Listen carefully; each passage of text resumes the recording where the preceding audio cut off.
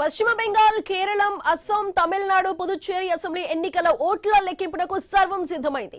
ఈ ఫలితాలు దేశవ్యాప్తంగా కూడా ఉత్కంఠ రేకెత్తిస్తున్నాయి. ఎగ్జిట్ పోల్స్ అంచనాలు ఇటు నిజమవుతాయా, సంచలన ఫలితాలు వస్తాయా, ఓటర్ల తీర్పు ఎలా ఉండబోతుంది, ఈ అంశాలన్నీ ఆసక్తిగా మారాయి. మరి కాసేపట్లో కౌంటింగ్ మొదలు కాబోతుంది. ఎలాంటి అవకతవకలు, ఉద్రిక్త పరిస్థితులు తలెత్తకుండా ఎన్నికల సంఘం చర్యలు తీసుకుంది. ఆయా కేంద్రాల్లోకి అనధికారిక వ్యక్తులెవరూ అడుగు పెట్టడానికి వీలు లేకుండా ఈసారి క్యూఆర్ కోడ్ ఆధారిత ఐడి కార్డుల పద్ధతిని ప్రవేశపెట్టింది.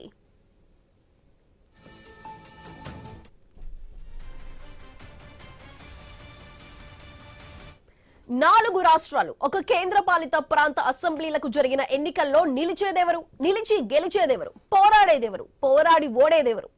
ఓట్ల కౌంటింగ్ కు పకడ్బందీ ఏర్పాట్లయితే జరిగాయి. కౌంటింగ్ కేంద్రాలకు చేరుకుంటున్న ఎన్నికల అధికారులు, సిబ్బంది తొందరగా చేరుకుంటున్నారు. ఇటు తొలుత పోస్టల్ బ్యాలెట్లు లెక్కిస్తారు, ఆ తరువాత ఈవీఎంలు తెరుస్తారు.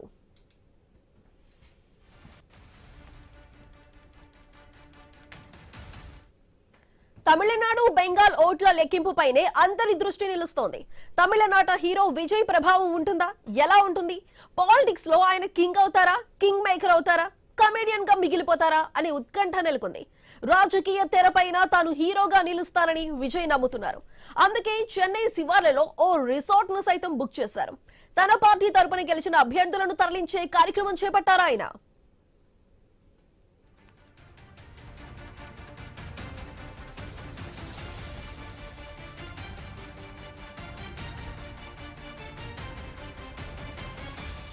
అటు బెంగాల్లో కూడా మమతా బెనర్జీ దూకుడు కొనసాగిస్తారా? సీఎం మమతకు బీజేపీ బ్రేక్లు వేస్తుందా? ఇది మరో ఆసక్తికర అంశం. కమ్యూనిస్టుల కంచుకోటను బద్దలు కొట్టిన మమత ఇప్పటికీ 3 దఫాలు ముఖ్యమంత్రిగా ఉన్నారు. 4వసారి కూడా ఆమె సీఎం అవుతారా? కాషాయ దళం అడ్డుకుంటుందా?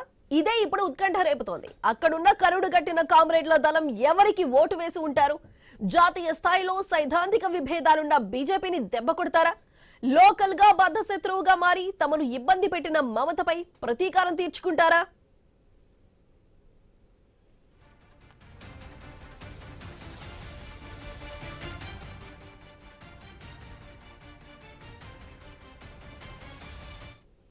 ఇక కేరళం విషయానికి వద్దాం. వామపక్ష కూటమి కాంగ్రెస్ అలయన్స్ మధ్య పోటీ ఉంది. హోరాహోరీ ఉంటుందని అందరూ అంచనా వేస్తున్నారు. 2 దఫాలు అధికారంలో ఉన్న ఎల్డీఎఫ్ కంటే యూడీఎఫ్ వైపే మొగ్గు కనిపిస్తోంది. మరి ఆ అంచనాలు నిజమవుతాయా? చూడాలి.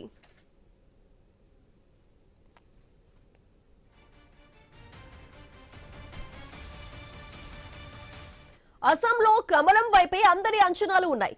పుదుచ్చేరిలో ఎన్డీఏ మళ్లీ గెలుస్తుందని భావిస్తున్నారు. ఈ విషయంలో ఎగ్జిట్ పోల్ సర్వేలు నిజమవుతాయా, లెక్క తప్పుతాయా అనే ఆసక్తి నెలకొంది.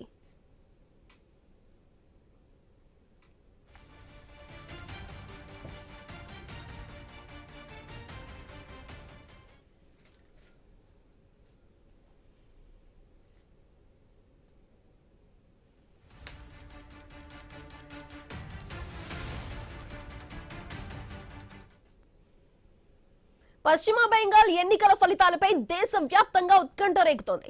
ఎగ్జిట్ పోల్స్ అంచనాలు భిన్నంగా రావడంతో ఓటర్ల తీర్పు ఎలా ఉండబోతుందనే ఆసక్తి నెలకొంది. తృణమూల్ కాంగ్రెస్ మరోసారి విజయం సాధిస్తుందని కొన్ని సర్వే సంస్థలు అంచనా వేశాయి. మరిన్ని సంస్థలు బీజేపీ అధికారం దక్కుతుందని ఎగ్జిట్ పోల్స్ ఇచ్చాయి.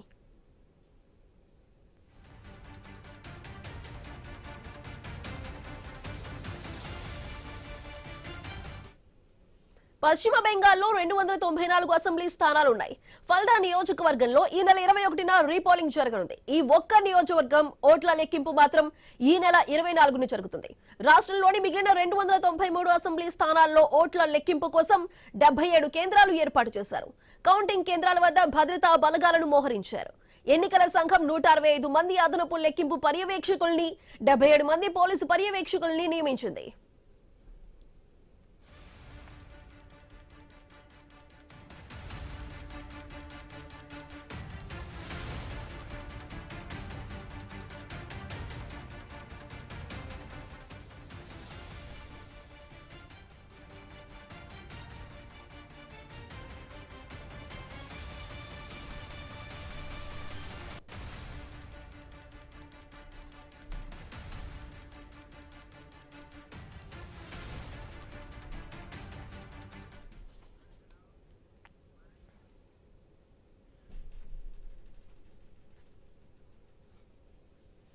ఇక కేరళ అసెంబ్లీ ఫలితాలు తీవ్ర ఉత్కంఠను రేపుతున్నాయి. ఎల్డీఎఫ్ అధికారం కోల్పోతుందని చాలా సర్వేలు అంచనా వేశాయి. కాంగ్రెస్ నేతృత్వంలోని యూడీఎఫ్ విజయం ఖాయమని తేల్చాయి. ప్రస్తుతం దేశంలో వామపక్ష కూటమి అధికారంలో ఉన్న ఏకైక రాష్ట్రం కేరళం మాత్రమే. యూడీఎఫ్ కి అధికారం దక్కుతుందని అత్యధిక ఎగ్జిట్ పోల్స్ అంచనా వేశాయి. ఫలితాలు ఇదే విధంగా వస్తే కమ్యూనిస్టులకు 1960 తర్వాత ఒక్క రాష్ట్రంలోనూ అధికారం లేని పరిస్థితి తొలిసారి ఏర్పడనుంది.